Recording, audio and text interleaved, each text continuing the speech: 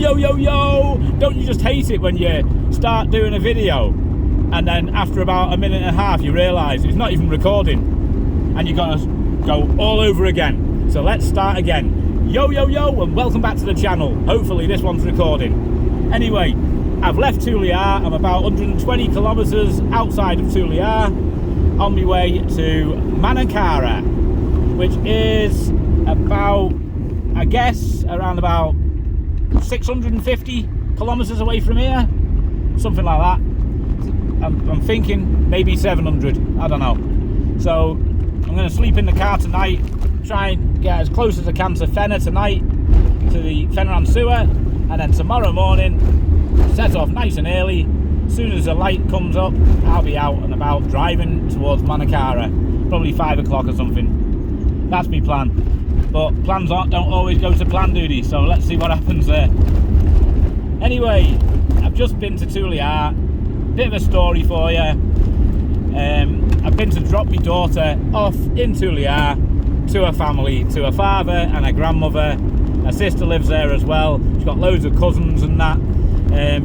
A village called Batu, which is about 80 kilometres outside of Toliara.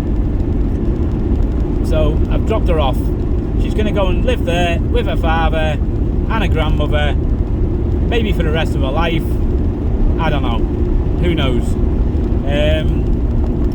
Bit of a sore subject because obviously I didn't want her to go. The story began about when she was about 6 years old. She's now 10, so she's been with us for 4 years. About 4 years ago, my mother-in-law had a fight with her husband, and she moved out and moved to Toliara with me and my wife. Anyway, she went to this village, Batu, where all her family are. She's got many aunties and uncles and everything there, the mother-in-law. So this little girl started following her around everywhere she went. She was there, cuddling her and all the rest. So she said to the grandmother, her auntie, and the father, her cousin, can I take Dora with me to live with me in Toliara? They agreed to it, so, which is kind of normal in Madagascar for mothers and grandmothers and stuff like that, to pass the kids on to tontines, to aunties, uncles or grandmothers or whatever. So kind of normal. Anyway, she comes and lives with the mother-in-law and me and my wife.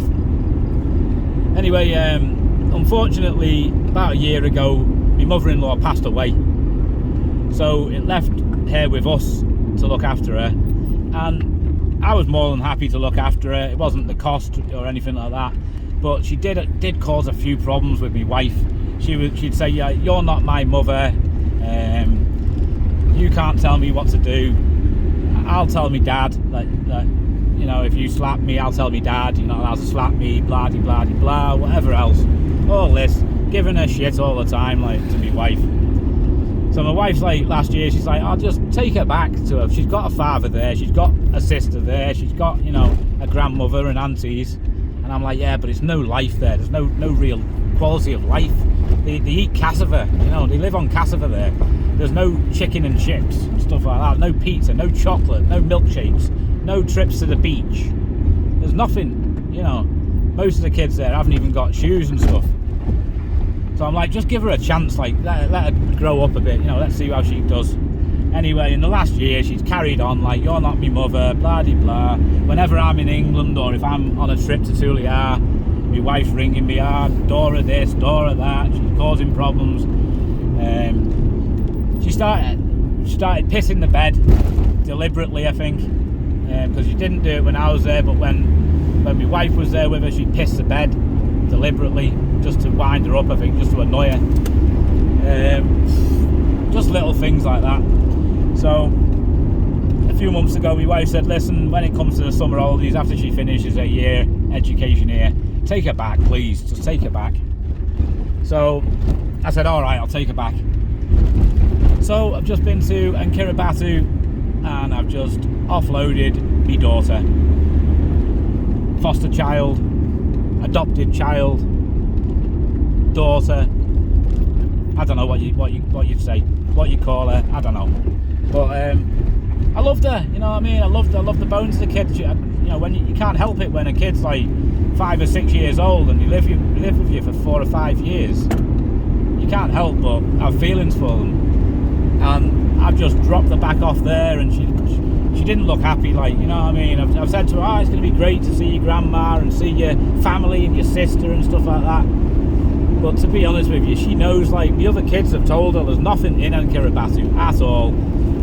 I don't know why you couldn't behave for mama, blah-de-blah. They've told her, you know. And that's the end of that, innit? So my daughter's gone there. My brother-in-law, my little brother-in-law, he's gone back to Fena, to his dad's house, to live with him for a year.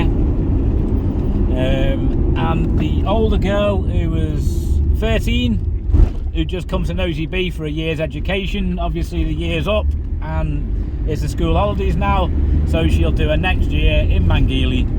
Maybe the two of them, maybe even my brother-in-law, will come back to Nosy Be and live there with us in another year or so. I don't know, but from now on it's just going to be me, my wife, my twins, who are 10-year-old, or maybe 9 actually, 9-year-old, and my brother-in-law. So my family's gone down a bit, it's shrank. So, I don't know. I'm a little bit upset about it. But life goes on, I'll still get to see her, you know what I mean? I can see her when I'm in Toliara and that. I can go to Kiribati and see her, but it's just not the same, is it, you know? So that's what I'm doing, and now I've got an empty car, it's just me. So, I'm all lonely. Oh, just me, all on my own. But I'll survive it. I'll be alright. There you go. I'll be back. Thanks for watching.